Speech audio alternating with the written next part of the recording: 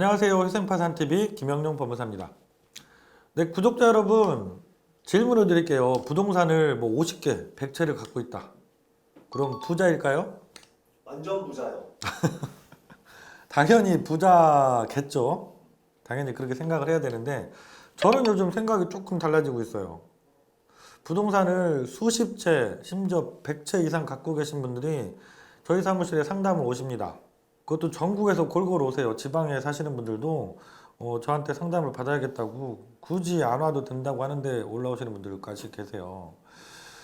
지금 이게 대한민국 현실입니다.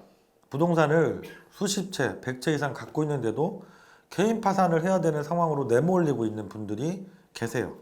오늘은 왜 그런 일들이 벌어지고 있는지, 그리고 이분들이 개인 파산을 하면 해결은 되는 건지, 이분들을 파산을 해주면 어떤 문제가 생기는 건지, 법원은 과연 어떤 고민을 하고 있는지, 이 얘기를 간단하게 좀 해보도록 하겠습니다.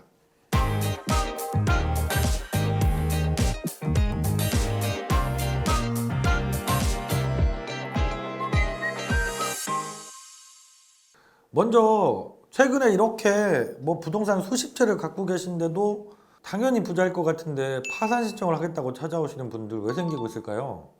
뭐 제가 다시 말씀 안 드려도 다 알고 계시겠지만 갭투자 구조가 붕괴가 됐습니다. 지금 대한민국 부동산 시장에서 세입자분들이 나간다고 보증금 돌려달랐는데 집을 팔 수가 없어요. 내가 원하는 가격에 팔리지도 않습니다. 심지어 보러 오는 사람도 없습니다.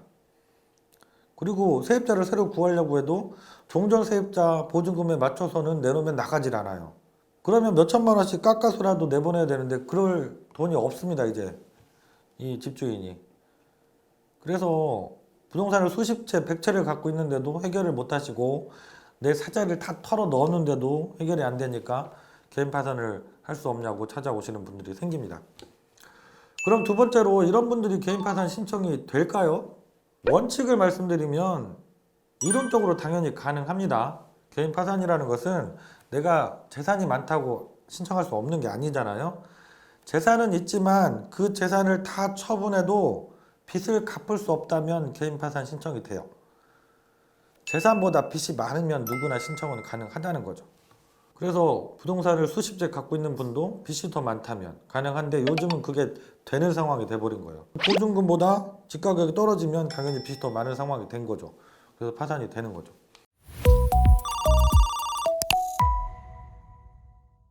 그러면 이런 분들 파산 신청하면 된다고 하셨는데 그럼 어떤 문제가 발생하고 있느냐? 이게 연쇄적인 반응을 만든다는 게 이게 문제인 거예요. 법원 고민도 거기에 있습니다. 50채 빌라 가진 분, 100채 부동산을 가진 분이 파산 신청이 들어왔어요. 그래서 조건이 맞아서 판사님이 진행해주겠다. 근데 판사님들 고민도 이 집주인 한 명 구해주면 세입자가 예를 들어서 50명이라고 하면 50명이 연쇄적으로 피해를 보는 상황이 생길 수밖에 없잖아요. 법원에서 그 부동산을 처분을 해야 되는데 처분도 힘듭니다. 왜냐하면 경매 붙여봐야 세입자 보증금이 더 크기 때문에 선순위 세입자가 보증금이 크기 때문에 누가 낙찰을 받을 수도 없죠.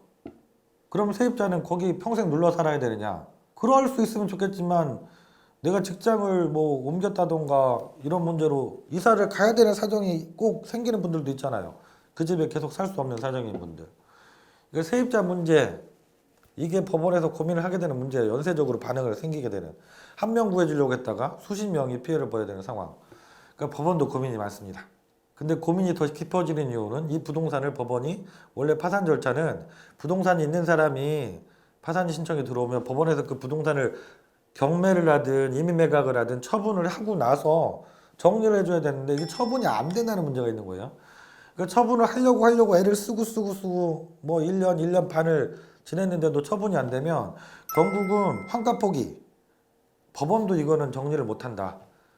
그냥 세입자 당신이 알아서 하세요 하고 면책 불허가 사유가 있으면 집주인 사건은 면책 허가를 해줘야 돼요.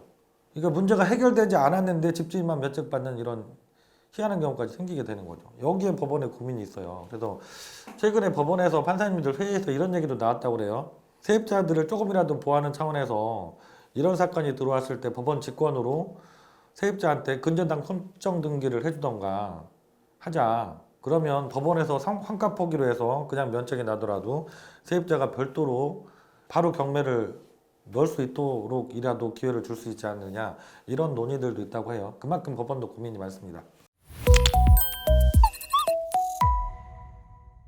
회생법원, 뭐 파산 제도를 운영하는 법원에서도 이 부분 고민을 많이 하고 계시지만 좀 더 좋은 방안이 나올 수 있으면 좋지 않을까 이런 생각을 해보면서 구독자 여러분들께 꼭 필요한 얘기는 아닐 수 있지만 오늘도 영상을 좀 만들어 봤어요. 다음에도 좀 더 좋은 영상 잘 준비해서 다시 찾아뵙도록 하겠습니다. 시청해 주셔서 감사합니다.